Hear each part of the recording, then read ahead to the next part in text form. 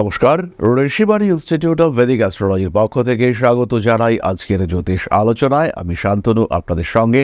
আলোচ্য বিষয় বিশুদ্ধ জ্যোতিষ এবং বাস্তুশাস্ত্র। আজকের আলোচনা শুরু করবার আগে ছোট্ট একটা তথ্য আপনাদের সঙ্গে শেয়ার করতে চাইব। আগামী 15ই আগস্ট আমরা থাকছি দুর্গাপুরে এবং 25-26 আগস্ট আমরা থাকছি আগরতলায়।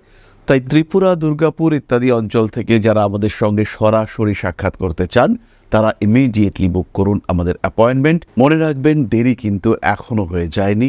আবার শুরু করা যেতে পারে নতুন করে, জীবনকে আবার গঠন করা সম্ভব।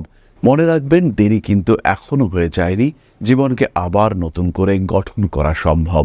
অনেকেই ভাবতে পারেন দুটো তো সম্পূর্ণ আলাদা, কিন্তু বেসিক্যালি একটা মানুষের উপরে তার বাসস্থান, তার ক্ষেত্র, এগুলো ভীষণভাবে প্রভাব বিস্তার করে। আর আমরা যারা জ্যোতিষ চর্চা করি আমরা কিন্তু সবসময় একটি বিষয় খেয়াল রাখি, স্থান, কাল এবং পাত্র।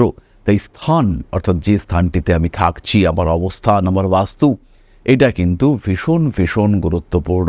যেই ক্ষেত্রে আমি বসবাস করছি সেই ক্ষেত্রটি অত্যন্ত গুরুত্বপূর্ণ আমাদের জীবনের জন্য। তাই প্রত্যেকটি মানুষের জন্মকুণ্ডলী এবং তার বাস্তু দুটোই কিন্তু একত্রে তার উপরে প্রভাব বিস্তার করে। প্রারব্ধ এবং কর্মফল সম্মিলিত হয়ে সৃষ্টি হয় ভাগ্য। প্রারব্ধ কুণ্ডলী, তার সঙ্গে পারিপার্শ্বিক ক্ষেত্রের অবস্থা, এটি কিন্তু আমাদের ভাগ্য এবং জীবনধারাকে প্রভাবিত করে। কোন মানুষটা কোথায় বড় হয়ে উঠছেন, কোন মানুষটা কোন ক্ষেত্রে রয়েছেন, এই বিষয়গুলি কিন্তু তার উপরে ভীষণ ভীষণভাবে প্রভাব বিস্তার করে।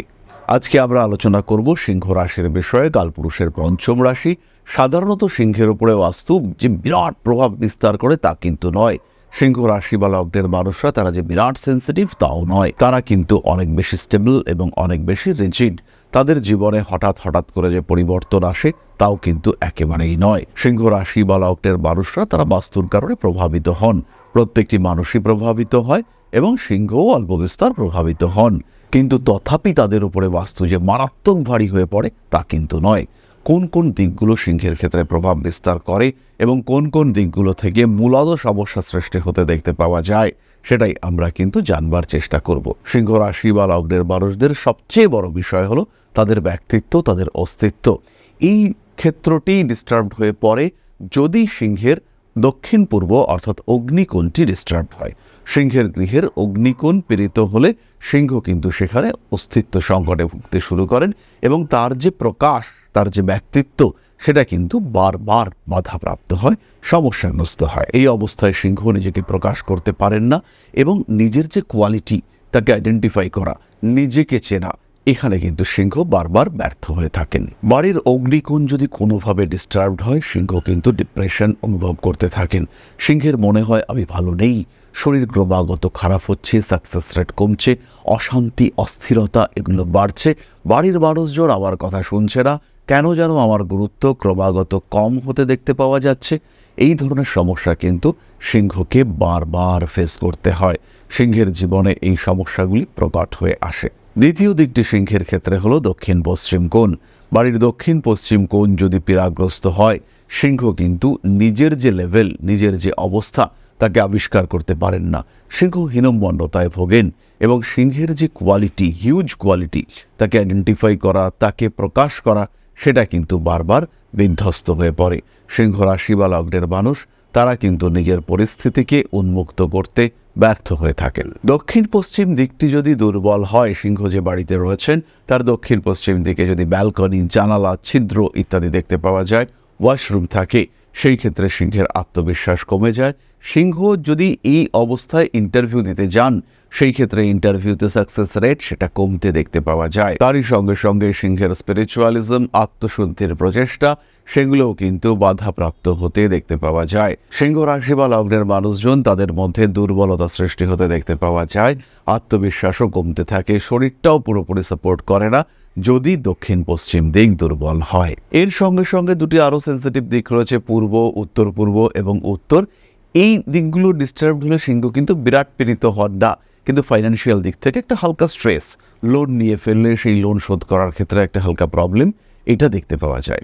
সিংহ রাশি বা লগ্নের মানুষদের গ্রোথ সেটা কোনো কোনো ক্ষেত্রে বাধাপ্রাপ্ত হতে দেখতে পাওয়া যায় যদি উত্তর পূর্ব বা উত্তর পূর্ব দিক পীড়াগ্রস্ত থাকে। এছাড়াও উত্তর পূর্ব দিক যদি ডিস্টার্বড হয়, সেই ক্ষেত্রে সিংহের ক্রিয়েটিভিটি ড্যামেজ হতে দেখতে পাওয়া যায়। যারা সিংহ রাশি বা লগ্নের মানুষ শিল্প চর্চা করেন তাদের উত্তর পূর্ব দিকটাকে কিন্তু ভীষণ ক্লিন রাখতে হবে, পরিষ্কার পরিচ্ছন্ন, সুসজ্জিত, হালকা এবং সুবাসিত অর্থাৎ গন্ধযুক্ত এটা করে রাখবার চেষ্টা করতে হবে। পরিষ্কার পরিচ্ছন্ন করে রুম স্প্রে দিয়ে সেই জায়গাটাকে ক্লিন রাখবার ব্যবস্থা এটা অবশ্যই করতে হবে, খেয়াল রাখতে হবে, না হলে কিন্তু আপনার অ্যাক্টিভিটি লেভেল কমতে দেখতে পাওয়া যাবে। বাড়িতে 10 জন লোক রয়েছেন, তার মধ্যে একজন মানুষ শিল্প চর্চা করেন, বাড়ির উত্তর পূর্ব দিকটি যদি ডিস্টার্বড থাকে সেই ক্ষেত্রে সেই মানুষটির শিল্প চর্চা ব্যাহত হবে এবং সেই মানুষটি কিন্তু মানসিক দিক থেকে দুশ্চিন্তাগ্রস্ত হতে থাকবেন, ধীরে ধীরে ডিপ্রেশন তাকে গ্রাস করতে চেষ্টা করবে। সুতরাং সিংহ রাশি বা লগ্নের মানুষদের বাড়ি কিভাবে তাদের উপরে প্রভাব বিস্তার করে এর একটা ধারণা আমরা পেলাম। এবার কয়েকটা ছোট্ট ছোট্ট রেকটিফিকেশন যেগুলি আপনাকে ভালো রাখবে। প্রথমেই আমরা বলবো বাড়ির যে জল তত্ত্বের ক্ষেত্রগুলি সেইগুলিকে নির্দেশিত করতে হবে এবং সঠিক জায়গায় প্লেস করতে হবে। অগ্নিতত্ত্বের রাশি সিংহ জল তত্ত্বের দ্বারা কিন্তু প্রভাবিত হয়ে থাকেন। জল কিন্তু অগ্নির তেজকে হরণ করতে পারে। যদিও জল অগ্নির প্রভাবে ডিস্টার্বড হয়, কিন্তু জলের প্রভাবে অগ্নিও কিন্তু বেশ ডিস্টার্বড হয়ে থাকেন। তাই জল তত্ত্বগুলি যেন আপনাকে কোনোভাবেই ডিস্টার্ব করতে না পারে তার চেষ্টা করতে হবে। কোনো রকম ওয়াটার পাইপলাইনের লিকেজ, কোনো রকম ড্যাম্প, সেটা কিন্তু সিংহের জন্য বেশ ক্ষতিকারক। দ্বিতীয় যে কাজটি করতে হবে, বাড়ির মূল অগ্নিতত্ত্বের ক্ষেত্র অর্থাৎ দক্ষিণ পূর্ব দিক, সেখানে যেন রেগুলার ঊর্জা, সেখানে যেন রেগুলার উত্তপ্ত হওয়ার একটা ব্যবস্থা সেটা দেখতে পাওয়া যায়। অর্থাৎ রান্নার দিকটি সেটা যেন দক্ষিণ পূর্ব দিকেই হয়, যেখানে রান্না হচ্ছে, উত্তাপন ব্যবস্থা, গরম করার ব্যবস্থা সেটা কিন্তু দক্ষিণ পূর্ব দিকেই করতে হবে। তৃতীয়ত, সিংহ রাশি বা লগ্নের মানুষদের বাড়িতে পুরনো ক্যালেন্ডার, খারাপ হয়ে যাওয়া ঘড়ি, এগুলো একেবারেই রাখা যাবে না, কারোর বাড়িতেই রাখা যাবে না। কিন্তু সিংহ এগুলির দ্বারা ভীষণভাবে এফেক্টেড হয়ে থাকেন। সিংহের টাইম ম্যানেজমেন্ট, সিংহের পার্সোনালিটি, এগুলো কিন্তু এই বিষয়গুলির দ্বারা প্রভাবিত হয়ে থাকে। আরেকটি বিষয় সিংহ নিতে পারেন না, সেটি হলো কোনো পুরনো স্মৃতির আঘাত, অর্থাৎ কোনো নেগেটিভ স্মৃতিকে ধরে রাখা, এটা কিন্তু সিংহের জন্য অত্যন্ত ক্ষতিসাধক হয়ে দাঁড়ায়। সিংহ দুশ্চিন্তাগ্রস্ত হয়ে পড়েন, ডিস্টার্বড হয়ে পড়েন যদি পুরনো কোনো স্মৃতি সিংহকে ভীষণভাবে ডিস্টার্ব করে। চতুর্থত, সিংহ কৃত্রিমতা পছন্দ করে না। সিংহের বাড়িতে যে সমস্ত গাছপালা থাকবে সেগুলো যেন ন্যাচারাল হয়। বাড়িতে যদি একটি পোষ্য প্রাণী থাকে, স্পেশালি যদি একটি ডগ থাকে, সেটা সিংহের জন্য অত্যন্ত ভালো। সিংহ সেই ক্ষেত্রে এর দ্বারা প্রভাবিত হয়ে থাকেন। সিংহের গ্রোথ, ডেভেলপমেন্ট কৃত্রিমতার কারণে বাধাপ্রাপ্ত হয়। সিংহের যে স্বাভাবিকত্ব, প্রাকৃতিকভাবে সিংহ যেমন, সেটাই কিন্তু সিংহকে সাপোর্ট দিয়ে থাকে, সিংহকে এগিয়ে যেতে সাহায্য করে। সিংহ রাশি বা লগ্নের মানুষজন তারা যদি সৃজনশীল হয়ে থাকেন, তাহলে সেই সৃজনশীলতা প্রকাশের জিনিসপত্র সেগুলোও কিন্তু তার জন্য অত্যন্ত গুরুত্বপূর্ণ। যেমন একটা ছোট্ট উদাহরণ দিই, সিংহের বাড়িতে একটি শিবলিঙ্গ স্থাপন করতে হবে। এই শিবলিঙ্গটি কিন্তু ন্যাচারাল হলে সবচেয়ে ভালো, অর্থাৎ নর্মদেশ্বর শিবলিঙ্গ কিংবা বানেশ্বর শিবলিঙ্গ, এই ধরনের লিঙ্গ আমরা ব্যবহার করবার চেষ্টা করব। কিন্তু কাটিং করা শিবলিঙ্গ বা পলিশ করা শিবলিঙ্গ, এটাকে আমরা অ্যাভয়েড করার চেষ্টা করব। একদম সম্পূর্ণ প্রাকৃতিক পাথর শিবলিঙ্গ হিসেবে যেটিকে প্রতিষ্ঠা করা যেতে পারে, যেটি গুণসম্পন্ন, তাকে প্রতিষ্ঠা করলে সিংহ কিন্তু বেশি সুফল প্রাপ্ত হবেন।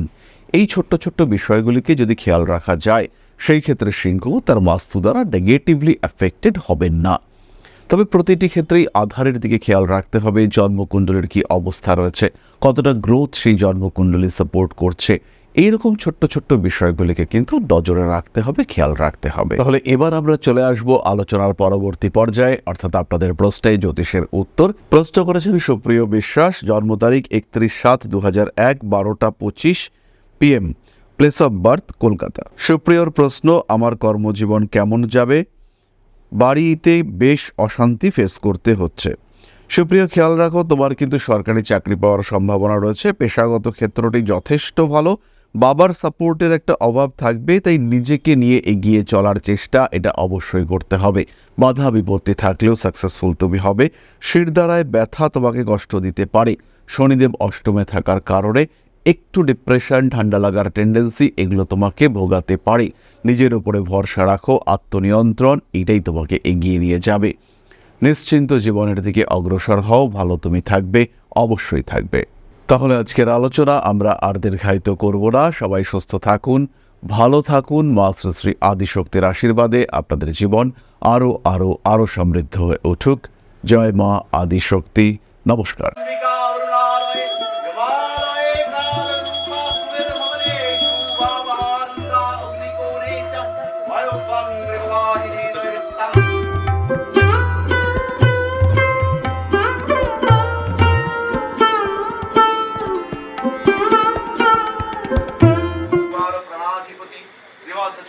कालिका परिषदाय स्वाहा।